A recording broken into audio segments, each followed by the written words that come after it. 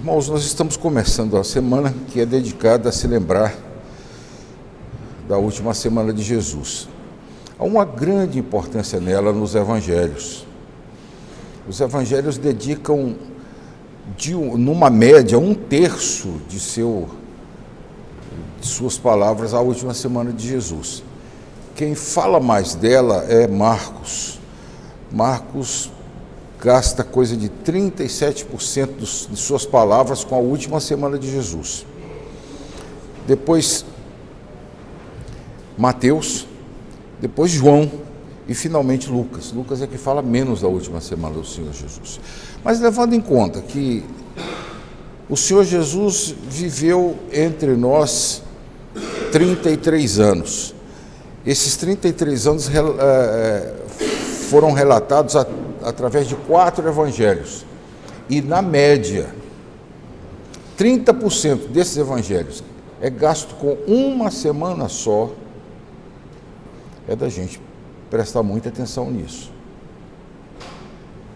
Geralmente, nós protestantes temos uma certa aversão, talvez porque tenha aquele cheiro de catolicismo do qual nós lutamos tanto para nos desfazer, ou muitos acham que, como foi um Papa que determinou o cálculo da Semana Santa, ninguém quer saber de comemorá-la. Eu acho extremamente errado. Extremamente errado porque o cálculo foi feito com base no que a Bíblia estabelece. A Páscoa era calculada com leis determinadas no livro do Deuteronômio. É claro que a diferença existe devido aos calendários. O calendário judeu era um calendário lunar. De 3 em 3 anos eles tinham que ter 13 meses para compensar. Nosso é solar. De 4 em 4 anos nós acrescentamos um dia em fevereiro. Então, para acertar as coisas, foi feito um novo cálculo. Mas esse novo cálculo não muda em muito. Se nós tivéssemos seguido o calendário para esse ano, se nós tivéssemos seguido o calendário judeu, a Páscoa seria no nosso dia 10 de abril. Nós estamos no dia 15, o erro foi pouco, levando em conta que ela começa no domingo e termina no domingo, praticamente desprezível o erro, não se pode exigir muito dele. Mas eu gostaria dessa semana ver com os irmãos essa semana do Senhor, como é que Marcos a relatou. Eu vou parar um pouco Mateus e ver Marcos. Por quê? Porque Marcos apresenta para nós uma coisa que nenhum evangelho apresenta: as marcas de tempo. Abra, por favor, sua Bíblia em Marcos capítulo 11, versículo 1. Aí é narrado a entrada, que é chamada entrada triunfal de Jesus em Jerusalém. Na realidade, não tem muito triunfo nessa entrada. Ele entra montado em um jumento, em sinal de paz, como se fazia naqueles dias.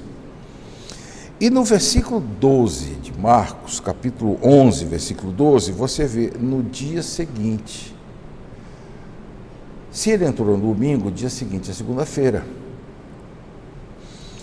Continue, versículo de número 19. Em vindo à tarde, saíram da cidade. Versículo 20. Passando eles pela manhã, aqui já está na terça-feira. Marcos fez questão de marcar a diferença entre segunda e terça-feira. Não demora muito, não passe 2 folhas na sua Bíblia e veja no capítulo 14, outra marca de tempo, versículo 1. Dali a 2 dias era Páscoa. Portanto, é quarta-feira. As coisas que aconteceram quarta-feira, Marcos coloca aqui, no capítulo 14. Versículo 12. No primeiro dia da festa dos pães asmos, quinta-feira, era o primeiro dia da festa dos pães asmos. Continue a leitura, quinta-feira é um dia muito comprido, Jesus tem muita coisa para fazer. No capítulo 15, versículo 1, logo pela manhã, ora, ele foi preso na quinta-feira à noite, como o relato aqui nos diz, versículo a partir do versículo 66, narra os últimos acontecimentos daquela madrugada, quando Pedro nega o Senhor, e termina quando o galo canta pela segunda vez. Então, logo pela manhã, sexta-feira. Mas sexta-feira, Marcos vai um pouco mais preciso. Veja versículo 25. Era a hora terceira. Sexta-feira, terceira hora de sexta-feira, 9, 10 horas da manhã, dependendo do nascer do sol. Veja, versículo 33. Chegada a hora sexta, meio-dia, 1 da tarde.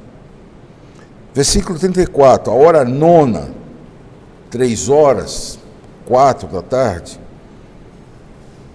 Versículo 42, ao cair da tarde, sexta-feira, bem de tarde. E capítulo 16, passado o sábado, aqui é bem explícito, portanto, se você tem alguma dúvida a respeito da entrada do Senhor, se foi no domingo, faça isso que eu fiz aqui de trás para frente, você vai chegar lá no domingo. Passado o sábado, Maria Madalena, Maria mãe de Tiago e Salomé compraram aromas para irem embalsamá-lo. Muito cedo, no primeiro dia da semana, domingo. Marcos é o único evangelho que se preocupa em marcar com detalhes a semana inteira, a mudança de dia para dia, e na sexta-feira ele marca as horas em que o Senhor ficou na cruz. Sendo hoje, segunda-feira, eu gostaria de ler com os irmãos os acontecimentos que sucederam-se hoje. Capítulo 11, versículo 1, é a entrada triunfal de Jesus em Jerusalém.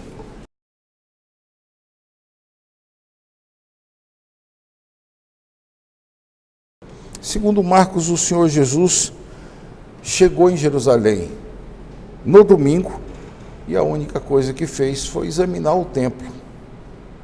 Nós sabemos por outros evangelistas, o Mateus e Lucas, que ele fez uma verdadeira limpeza no templo.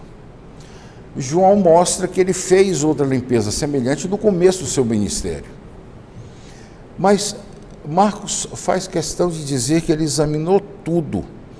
Versículo 11, quando entrou no templo em Jerusalém, tendo observado tudo, como fosse já tarde, saiu para Betânia com os 12.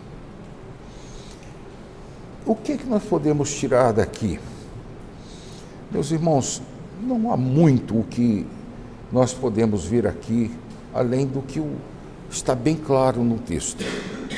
O Senhor Jesus chegou em Jerusalém em missão de paz, fez questão de cumprir a profecia, tomou um jumento, não achou, parece que ele combinou antecipadamente com o dono, para que os discípulos indo lá, pegassem o jumento e levassem para Jesus montar, um jumentinho. Lucas diz que o jumentinho e sua mãe, entretanto, Jesus montou no jumentinho. Para cumprir a profecia, o Senhor Jesus faz questão de apresentar-se entrando em Jerusalém, aplaudido por todos, segundo João, os que viram o milagre que ele tinha feito ao ressuscitar Lázaro, aplaudido por todos, mas o Senhor entra não no cavalo de guerra, mas uma besta, uma montaria de carga, que nem estava preparada ainda para carregar tanta carga, mas o suficiente para carregar um homem. É assim que o Senhor Jesus entra em Jerusalém. Humilde, não como rei vitorioso, mas como um rei que propõe paz. Lucas acrescenta que, ao ver Jerusalém distante, o Senhor Jesus chorou. E lamenta, dizendo de Jerusalém, se você soubesse o que acontecia, o que acontecerá. Hoje é o dia de tua visitação, mas você esqueceu disso. Quantas vezes eu não quis juntar você como uma galinha junta seus pintinhos debaixo das asas. Ora, meus irmãos, O Senhor Jesus está vindo em missão de paz. Ele apresenta-se a Jerusalém em missão de paz. É a sua última vez que entra em Jerusalém. Ele ia anualmente a Jerusalém, desde criança. E agora ele vai, na mesma data, desde criança, na data da Páscoa, apresentar-se em missão de paz, porque ele vai tomar sobre si aquilo que os carneiros e os cordeiros não podiam tomar sobre si, aquilo que eles figuravam. O verdadeiro Cordeiro de Deus está vindo para receber de fato sobre si todos os nossos pecados.